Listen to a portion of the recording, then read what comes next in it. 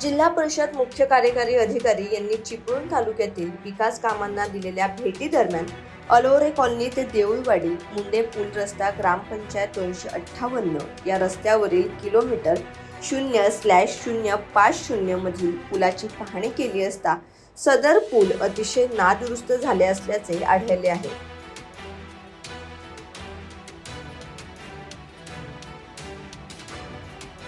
सदर पूल 80 मीटर लांबीचा व 2.50 मीटर रुंदीचा असून पुलावरून खाजगी वाहतूक सुरू आहे। या पुलाचे 8 पिलर पूर्णपणे क्षतिग्रस्त झाले असून सदर पिलर व पुलाच्या खालच्या बाजूचे कॉन्क्रीट पडल्याने स्टील उघडे पडले आहे।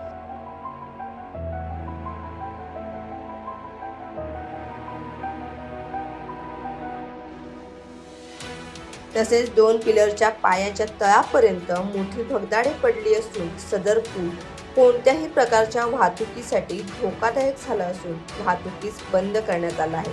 त्याचा आढावा घेतलाय आमचे प्रतिनिधी निसार शेख यांनी। ठिकाणी पाहिलं तर अलोरे आणि मुंडे गावाला जोडणारा जो ब्रिज आहे त्या ब्रिजची आपण दयनीय अवस्था बघतोय। हा बघा, हाच तो ब्रिज आहे। कॅमेऱ्याच्या माध्यमातून आपण दृश्य दाखवतोय। बघा कशी अवस्था आली, म्हणजे 2005 ला हा ब्रिज पूर्णपणे तुटला होता। त्यानंतर 2010च्या दरम्यान हा ब्रिज बनवला होता। 2024 मध्ये ही जी अवस्था असेल तर नेमकं म्हणायचं काय, हा प्रश्न पडला आपल्या ग्रामस्थ आहेत। तर काय सांगाल तुषारजी? गेले वर्षभर आम्ही ग्रामपंचायत माध्यमातून पत्रव्यवहार करतोय आणि प्रशासनाला निदर्शन आणून दाखवतोय की ब्रिजची अशा अवस्था आहे। त्या पद्धतीने आम्ही आपले बांधकाम विभागाचे डेप्युटी असतील किंवा जिल्हा परिषद डेप्युटी असतील त्यांना आम्ही फोटो पाठवत होतो की तुम्ही येऊन बघा ब्रिज कशा पद्धतीने खाली ढासळतोय। आणि गेल्या आता 12 तारखेला आपल्या रत्नागिरी जिल्ह्याचे बांधकाम विभागाचे साहेब चव्हाण साहेब या ठिकाणी आले होते आणि त्यांनी या ब्रिजची पाहणी केली। त्यानंतर पत्रव्यवहार करून मला वाटतं 2 दिवसापूर्वी हे ब्रिज बंद करण्याची ऑर्डर त्यांनी तिकडून कलेक्टर साहेबांनी दिलेली आहे। आपण पाहिलं तर या ठिकाणी 2005 ला फ्लड झालं होतं, त्याच्यामध्ये हा ब्रिज कोसळला। 2007 नंतर काम चालू होतं। 10 ते 12 वर्षाचा गॅप पडलाय। अशा परिस्थितीमध्ये हे काम झालं त्यावरती प्रश्नचिन्ह आहे का? प्रश्नचिन्ह आहे निश्चितच, परंतु ही जी नदी आहे त्याला पाण्याचा फ्लो पण मोठा आहे। खूप मोठ्या प्रमाणात पाणी असतं। पूर्वीची नदी छोटी होती पण आता भरपूर प्रमाणात पाणी या नदीला असतं, त्यामुळे झालं असेल कदाचित। परंतु आम्हाला असं वाटतं की ब्रिज आता झाले परिस्थिती आपल्यासमोर आहे ते आहे, परंतु ह्या पावसाळ्याअखेर तरी हा ब्रिज व्हायला पाहिजे। कारण की ह्या साईडची आमच्या अलोरा साईडची जवळ 5-6 गावांनी ह्या साईडला असलेली मुंडे, तळसर, त्यानंतर पिंपळी वगैरे या साईडची जर तसे दुर्गवाडी आता नवीन रस्ता झाल्यामुळे ती गावं ही सगळी जोडणारा हा महत्त्वाचा ब्रिज आहे। मध्ये काय पेडांब्यामध्ये एखादी घटना जर घडली तर पर्यायी मार्ग म्हणून ह्या ब्रिजचा अवलंब केला जातो ब्रिज, त्यामुळे हा ब्रिज होणं गरजेचं आहे। यासाठी माननीय या तालुक्याचे आमदार शेखर निकम सर यांना आम्ही असेल किंवा आमचे भाई असतील, आमच्या सरपंच मंडळाने सर्वांनी संपर्क साधलाय। सरांनी या अधिवेशनात काही झालं तरी हा ब्रिज मंजूर करून देतो अशा पद्धतीचा शब्द पण दिला। आपण पाहिलं तर या ठिकाणी कानेतला ब्रिज जो आहे तो दसपटीचा ब्रिज तो पूर्णपणे तुटलाय। 13 गावांचा संपर्क तुटलाय। आता पण हीच परिस्थिती होऊ शकते, काय सांगा? हा ब्रिज तुटल्यामुळं अलोरा प्रोजेक्टला जे जोडणारा ब्रिज आहे आणि ते इकडची सगळी गाव शिरगावपासून आणि ह्या अलोऱ्याच्या लोकांचं संपूर्ण शेती आणि जागा, गुरांचं चरण्याची जागा ही सगळी पलीकडे असल्यामुळं हा ब्रिज होणं गरजेचं आहे।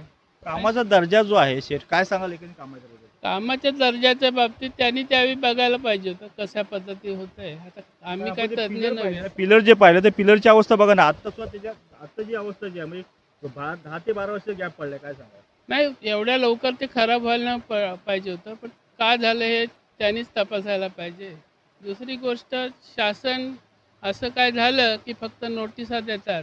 मध्यंतरी पूर झाला, पुरामध्ये ज्याच्या घराची नुकसान झालं, काही घरं स्थलांतरित, ते प्रत्येक पावसाळ्यात नोटीस देतात की तुम्ही तुमची सोयी करा, तिथून घरं खाली करा।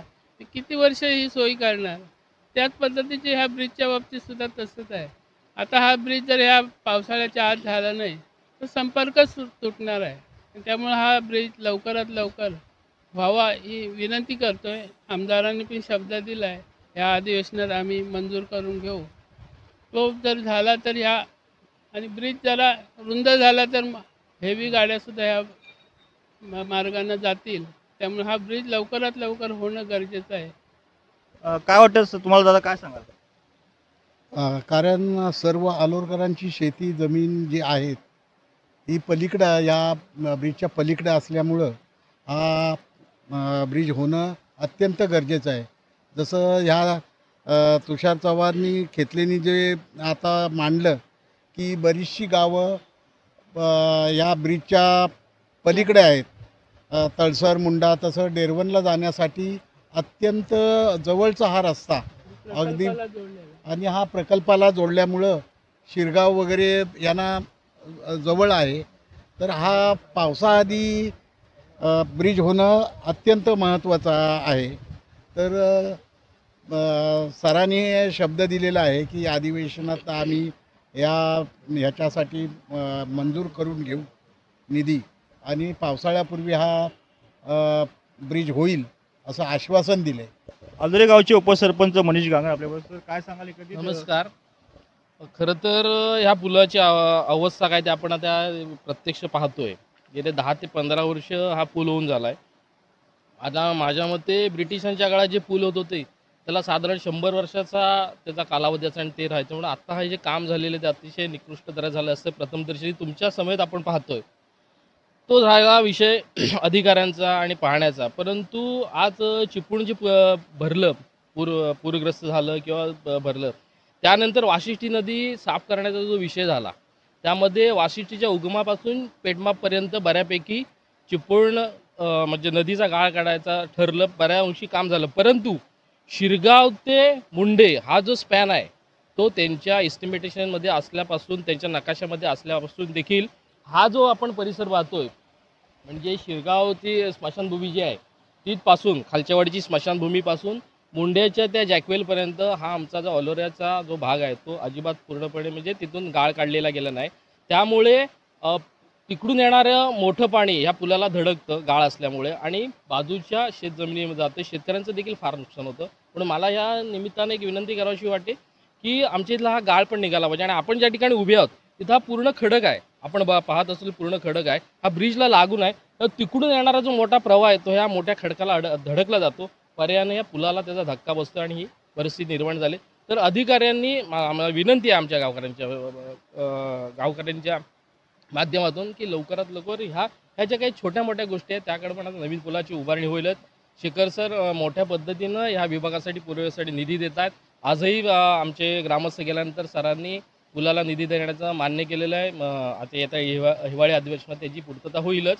परंतु अधिकाऱ्यांनी हे काम करताना ह्या बारीक सारीक गोष्टीचा विचार करून एक चांगल्या पद्धतीचा पूल जो दोन्ही गावांना जोडला जाईल आणि आमच्या सर्व गावकऱ्यांची आणि ग्रामस्थांची सर्वांची सोय होईल.